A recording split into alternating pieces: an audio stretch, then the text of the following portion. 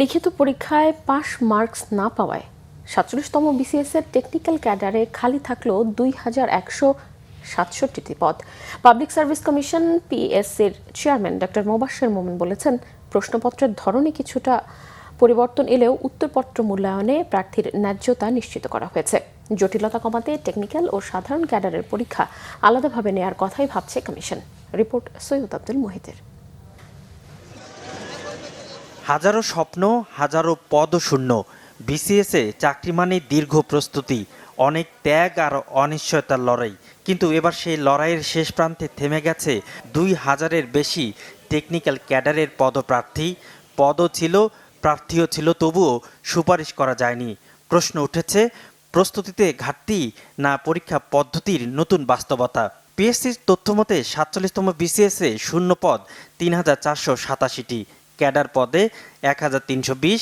এর বাইরে ২০১ জনকে নন ক্যাডারে সুপারিশ করে কমিশন। আর যোগ্য প্রার্থী না পাওয়ায় শূন্য রয়ে গেছে ২,১৬৭টি পদ।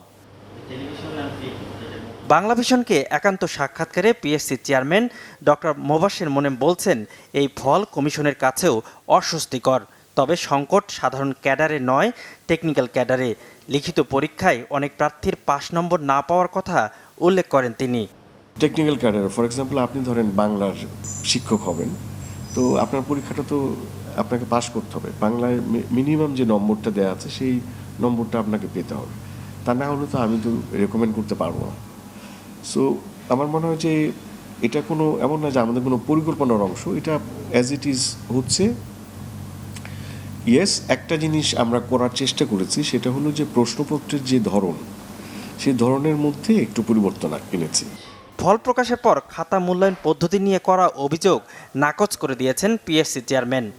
এমন কোনো ইনস্ট্রাকশন আমরা দিইনি যে কাউকে ফেল করাতে হবে, অফকোর্স না। এটা কখনো, এটা আমরা কোনো অন্যায় এই কমিশন করবে না।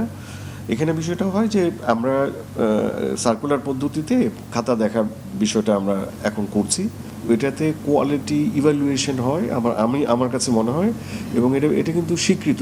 আমি আপনার কাছে জানতে যেটা চাইছি, আপনাকে টু দি পয়েন্ট আনসারটা করতে হবে। আমি মনে করি যে এটা এখানে একটা ঘাটতি হয়তো বা আছে। সংকট কাটাতে সামনের বিসিএসে টেকনিক্যাল ক্যাডার পদ সমন্বয়ের কথা বলছে পিএসসি। টেকনিক্যাল ক্যাডারের যে বিসিএস এবং যে সাধারণ ক্যাডারের যে বিসিএস, দুটো হয়তো আমরা আলাদাভাবে নিতে পারি। সৈয়দ আব্দুল মুহিত, বাংলাভিশন, ঢাকা।